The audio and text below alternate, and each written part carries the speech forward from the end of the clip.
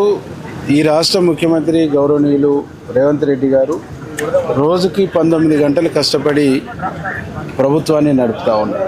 గత ప్రభుత్వంలో జరిగినటువంటి అనేక తప్పిదాలని, అనేక అవకతవకల్ని సరిచేస్తూ ఈ రాష్ట్రాన్ని ఒక విజన్తో ముందుకు తీసుకుపోతా ఉన్నారు. మా కాంగ్రెస్ పార్టీ అధ్యక్షులు మహేష్ కుమార్ గౌడ్ గారు రోజుకు 18 గంటలు కష్టపడి బూత్ లెవెల్లో ఇలా ఎస్ఐఆర్ మీద కేడర్నంతా పనిచేపిస్తున్నాడు. కేడర్నంతా యాక్టివ్గా ఇలా పనిచేపిస్తున్నటువంటి పరిస్థితి. ఈ క్రమంలో ఇటు ప్రభుత్వానికి ఇటు పార్టీకి నష్టదాయకమైనటువంటి మాటలు, నష్టదాయకమైనటువంటి స్టేట్మెంటు రాష్ట్రంలో అక్కడక్కడ జరుగుతూ ఉన్నాయి. కాబట్టి విప్పులుగా, ఎమ్మెల్యేలుగా మేమందరం కూర్చొని ఈ నష్టదాయకమైనటువంటి స్టేట్మెంట్ ఇస్తున్నటువంటి వాళ్ళను, నష్టదాయకమైనటువంటి పద్ధతిలో వ్యవహరిస్తున్నటువంటి వాళ్ళ పట్ల పార్టీ కానీ ప్రభుత్వం కానీ కఠినంగా ఉండాలనేటువంటి ఒక ఒపీనియన్ను, మా ఒపీనియన్ను పీసీసీకి, మా ఒపీనియన్ ముఖ్యమంత్రి గారికి, మా ఒపీనియన్ను ఏఐసీసీకి ఇవ్వబోతాను. ఇచ్చి ఒక నిర్దిష్టంగా ఒక క్రమశిక్షణ కలిగినటువంటి ప్రభుత్వంగా, క్రమశిక్షణ కలిగినటువంటి పార్టీని ముందుకు నడపాలనేటువంటి ఒక సూచన కూడా మేము చేయబోతాం. రాజగోపాల్ రెడ్డి ఎన్నోసార్లు విమర్శలు చేసిండు. సీఎం నుంచి స్థానిక ఎమ్మెల్యేల మీద కూడా విమర్శలు చేసిండు. ఆయన మీద మీరు ప్రభుత్వం ఇప్పుగా కానీ పార్టీ తరఫున ఎప్పుడు మాట్లాడలే, కానీ కొండ సురేఖ మీద, బీసీ మీద కాబట్టి ఈ స్థాయిలో మాట్లాడుతున్నది ఆరోపణ. ఎవరైనా 1-2 సార్లు ఉపేక్షిస్తారు. ఇలా గతంలో కొండ సురేఖ బిడ్డ ఇలా కొత్త కాదు, మాట్లాడింది అనేక సందర్భాల్లో మాట్లాడింది. అయినా పెద్ద మనసుతో ముఖ్యమంత్రి గారు పార్టీ వాళ్ళను ఉపేక్షించింది. మేము ఇట్లాంటి ఒక మెతక వైఖరి ఉండొద్దు, కఠినంగా ఉండాలనేటువంటిది మేము కోరబోతున్నాం. దానికి కొండ సురేఖన ఇంకోరా అనేటువంటిది కాకుండా రాష్ట్రంలో ఎవరు మాట్లాడినా కఠినంగా ఉండాలనేటువంటి అభిప్రాయం చెప్పబోతాం. సిపిఐ నారాయణ మాట్లాడుతూ రేవంత్ రెడ్డి మంచిగా పని చేసుకుంటూ పోతే ఏముండదు, మంత్రులు కానీ అధికారులు భయపడతారు, ఆయన ఫస్ట్ మంచిగా ఉండాలంటున్నా. అంటే సీఎం రేవంత్ రెడ్డి అవన్నీ చేస్తుందా? సిపిఐ నారాయణ ఏ కాంటెస్ట్లో మాట్లాడిండో దాన్ని విన్న తర్వాత నేను మాట్లాడతాను. మేము మా ముఖ్యమంత్రి రేవంత్ రెడ్డి గారు చాలా బాగా పనిచేస్తుండు, ఒక ఆదర్శంగా పనిచేస్తుండు, ఒక నిజాయితీగా పనిచేస్తుండు, ఒక నీతివంతంగా పనిచేస్తుండు. ఆయన అట్లా పనిచేస్తాడనే నమ్మకంతోనే, విశ్వాసంతోనే ఆయనకు అధికారాన్ని ఇచ్చారు. మీరేమో 10 ఏళ్ళు అధికారంలోకి రావాలని చూస్తారు, కానీ ప్రతిపక్షాలు విమర్శించాల్సిన ఒకరి తర్వాత ఒకరు మీ పార్టీ నేతలే విమర్శించడానికి ఎట్లా చూడాలి? ఈరోజు మా నాయకులు, మా దాంట్లో కాంగ్రెస్ పార్టీలో ప్రజాస్వామ్యం ఎక్కువ.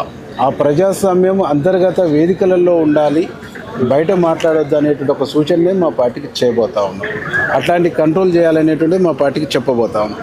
మా పార్టీలో ఒక్కరిద్దరు ఇతర పార్టీలతో రిలేషన్ మెయింటైన్ చేస్తూ ఇట్లాంటి తప్పుడు ఆలోచనలు, తప్పుడు అభిప్రాయాలతో వాళ్ళ జీవితాలను ఆగం చేసుకుంటారు, పార్టీని ఆగం చేస్తారు. కాబట్టి వాళ్ళందరినీ సరిచేసేటువంటి కార్యక్రమాన్ని మా ముఖ్యమంత్రి గారిని, మా పిసిసి ప్రెసిడెంట్ని తీసుకోమని కోరబోతాం. కొండా సురేఖ గారు వివరణ ఇచ్చిన తర్వాత కూడా మళ్ళీ ఈ మీటింగ్లు ఆమెను బర్తరఫ్ చేయాలి. అది వివరణనే కాదు, అది రెస్పాన్సిబిలిటీ లేకుండా ఎస్కేప్ అయ్యేటువంటి విధానంగా మేము చూస్తాం. ఆల్రెడీ షోకాస్ నోట్లు ఇచ్చారు, ఆ మాట్లాడని చెప్పి వివరణ ఇచ్చిన తర్వాత మళ్ళీ ప్రెస్ ఈ సిఎల్పి సమావేశం పెట్టాను. నాకు సంబంధమే లేదని ఇచ్చింది కదా, సంబంధం లేదంటే నమ్ముతారా? నేను ఒక్కరికి ఇస్తే ఇంతమంది మీద పడరా? మిమ్మల్ని ఏమన్నా అంటే ఊరుకుంటారా? ఎవరన్నా నన్ను ఊరుకుంటే నా కాంగ్రెస్ ఊరుకుంటారా? సొంత బిడ్డ మాట్లాడితే నీకు సంబంధం లేదని మాట్లాడితే మంచి పద్ధతి కాదు. మీ ఉమ్మడి వరంగల్ జిల్లాకు చెందిన మంత్రి కాబట్టి ఆమెకు కొంచెం కూడా సపోర్ట్ చేయకుండా బీసీ నాయకురాలకి ఎందుకంటే బీసీ లేదు, ఇల్లు ఏసీ లేదు, ఓసీ లేదు, డీసీ లేదు. ఇవన్నీ కుల మతాలు మాకు సంబంధం ఏందా? మాకేం సంబంధం కులాలతో, మతాలతోటి? మా సెక్యులర్ పార్టీ మాది. ఇస్తారు, బరాబర్ ఇస్తారు. ఎందుకు ఇయ్యారు? మాట్లాడితే బరాబర్ ఇస్తారు. ఇప్పుడు కూడా మేము రాజగోపాల్ రెడ్డి గారు మాట్లాడినప్పుడు కూడా ప్రెస్ మీట్ పెట్టినాం. చిన్నారెడ్డి గారు కాదా, జీవన్ రెడ్డి గారు అవపడతలేదా? జీవన్ రెడ్డి గారిని సస్పెండ్ చేయలేదా? చిన్నారెడ్డి గారికి నోటీస్ ఇవ్వలేదా? షోకా నోటీస్ ఇవ్వలేదా? ఇప్పుడు రాజగోపాల్ రెడ్డి కూడా ఇస్తారు.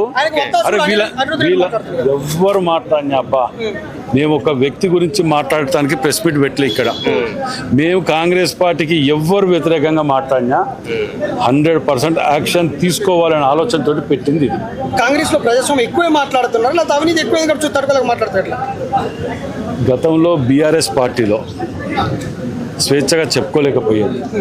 బాత్రూమ్లకు పోయి వాళ్ళ భార్య పిల్లలకు కూడా చెప్పుకోలేకుంటే తలుపులు పెట్టుకొని ఏడ్చేది. మా దాంట్లో కొద్దిగా గొప్ప స్వేచ్ఛగా చెప్పుకుంటూ పోతాను. కాదు ఇదో కడుపు నొప్పి ఉన్నా, ఇది ఉన్నా, ఒక ట్యాబ్లెట్ వేసుకున్నాక అడుగుతాను.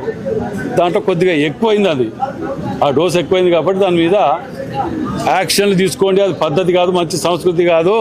ఫ్రీ హ్యాండ్ ఇచ్చినవనో, క్రమశిక్షణ కొద్దిగా చూసి చూడనట్టు పోతానమనో వీక్నెస్గా తీసుకొని నోటికి వచ్చినట్టు ఏది పెద్ద చిన్న లేకుండా, అదుపు లేకుండా మాట్లాడితే యాక్షన్లు తీసుకోండి. ఎవరైనా మీరు దయచేసి మళ్ళీ నోట్ చేసుకోండి, నేను మాట్లాడే మాట కూడా ఎవరైనా ఏ కులమైనా ఎవరు మాట్లాడినా యాక్షన్ తీసుకోవాలి. కులాన్ని అడ్డం పెట్టుకొని ఏది మాట్లాడినా నడుస్తుందంటే కూడా క్షమించరు. Thank you. మీ జిల్లాలో ఎట్లుంటుంది కొండ సురేఖ గారు? మాకు ఎవరితోటి గట్టు పంచాయతీ లేదు, పాలు పంచాయతీ లేదు బ్రదర్. 2 నెలల కింద మా ఇంట్లో వచ్చి భోజనం చేసుకున్నాం కదా అందరం కలిసి. రాజకీయాలు అభిప్రాయాలు దానికే ఉంటాయి. తప్పును తప్పే అంటాం, ఒప్పును ఒప్పే అంటాం. మేము తప్పును పట్టుకొని ఒప్పును పట్టుకొని తప్పు అనుకొని పోయటాలని కాదు. ఇవాళ మమ్మల్ని ఏం అనలేదు. ఇవాళ పార్టీని అన్నారు కదా, పార్టీని అన్నారు, ఒక్కరికి ఇవ్వలే కదా, షోకాజ్ నోటీస్ ఇద్దరికి ఇచ్చారు, ఇద్దరిని సస్పెండ్ చేశారు కదా. వీటన్నిటి మీద ఎమ్మెల్యేలు అందరం మేము కూర్చొని మాట్లాడినట్లే ఎస్సీలు బీసీలు లేరా?